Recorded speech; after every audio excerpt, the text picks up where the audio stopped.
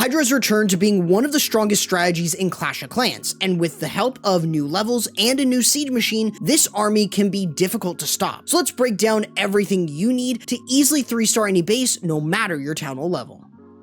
Firstly, we need to focus on the equipment each hero needs for this army to work, as it's quite nice for players that do not have many epic equipment. Starting with the Dragon Duke, he easily has his Jetpack and Fireheart equipment. This allows him to clear buildings inside the base along with 2 earthquake spells while still having his passive enraged ability and insane healing. While this does rely on the giant arrow, you can get plenty of value from the Dragon Duke clearing buildings and defenses to funnel your dragons into the base. Moving to the Archer Queen, having her giant arrow and action figure is very much what I recommend. The giant arrow just pairs extremely well with the Dragon Duke's Jetpack, making it a solid option no matter the base, while the action figure provides your queen with enough survivability as it spawns a very high HP unit, blocking a lot of the damage. However, if you lack the action figure, using the healer puppets instead is just as good for the survivability. With the Grand Warden, having his Eternal Tome and Healing Tome is ideal, especially for the survivability for the dragons and dragon riders. The invulnerability helps both dragons get more value as they move deeper into the base, while the healing offered is great for keeping most of those dragon troops alive as they work around the base. Lastly is the Minion Prince, as you can often take the Dark Orb with the Meteor Staff, as this offers both additional survivability for your main army, but also some nice damage even when the prince isn't attacking a defense. However, if you lack the Meteor Staff, having the Dark Crown is a solid option, or even the Henchman Puppets if you lack any epic equipment for the prince.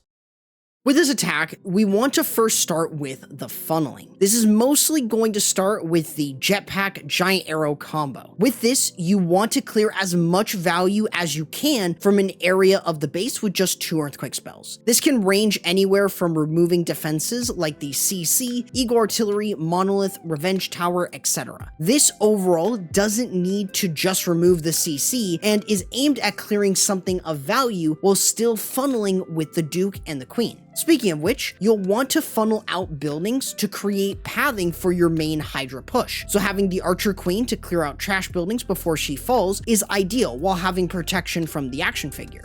The Dragon Duke, on the other hand, is able to clear buildings and defenses relatively well thanks to his enraged bonus while being alone, and when paired with either the Angry Jelly or Phoenix, you can get plenty of value before he falls. This is also why having a revive spell for him is crucial, as it can provide even more support for this army, especially with how strong revive spells synergize with his enraged passive. However, on the opposite side of where the Duke is moving, use your rocket balloons to clear defenses and especially air defenses while tanking traps for the baby dragon that will also help with funneling. Sometimes if a building and a defense are close together, the rocket loon can splash onto them and create even more funneling. I would advise though in taking one of your dragons to help set up funneling to make sure you get the troops to go in the right direction.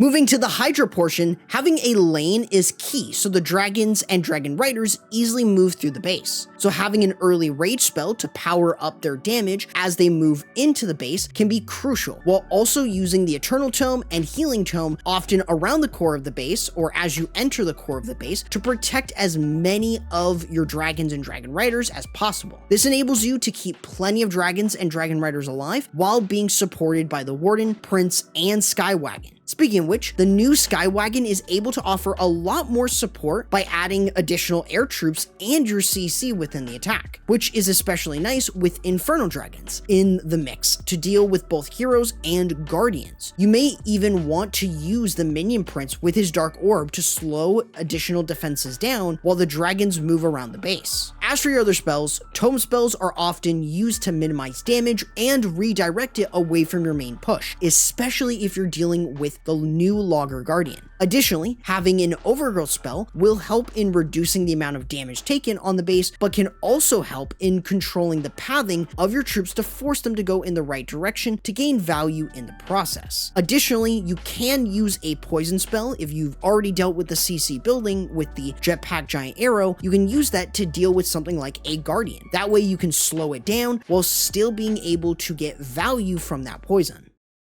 With a basic understanding of the army, here's the army comp I recommend you use. Do note though that this army is a tweaked version from Itsu, which you should 100% check out, as this contains all of the new content that will help this army thrive even more. Now let's give you a proper example of how you can use this to 3-star plenty of bases easily. Now with this attack, we want to start off with the Jetpack Giant Arrow combo. This is where we're going to get some nice value even if we're not going for the CC, mainly getting the Revenge Tower and the multi-target Inferno. This is going to allow us to set up funneling on one side, where on the other side we have our rocket balloons and the baby dragon in order to set up funneling there. So while the Dragon Duke and the Archer Queen are setting up funneling, we've got our dragons, dragon riders, and the Grand Warden, Minion Prince, and the Sky Wagon to start working in. The Sky Wagon is going to offer a lot of additional air troops, which are really nice to have as we work around. We do want to use the Eternal Tome and Healing Tome alongside a rage spell as we push into the core, and we can even deal with the Guardian with a totem spell and a poison spell. Otherwise, it just depends on what CC you're actually seeing, but otherwise just continue to use your totem spells to distract defenses and use them sparingly since you don't have a ton. But you do have an Overgrowth spell to weaken a area of the base by just shutting it down completely. You also have the Minion Prince with his Dark Orb to slow down a lot of defenses, even if they're affected by Overgrowth, as they'll still be slowed. Otherwise, as you continue to work around with your dragons, you've got the Sky Wagon providing additional troops, including the Inferno Dragons, and overall, you having a revive spell for the Dragon Duke, you should overall have more than enough time and more than enough coverage to easily triple most bases with this Hydra strategy. With how powerful air armies have gotten recently, upgrading your dragons seems like a no-brainer with how powerful Hydra is with the dragons and dragon riders. If you want to check out what army to use without the Grand Warden, I recommend checking out this video right here, but YouTube says you might want to watch this one instead.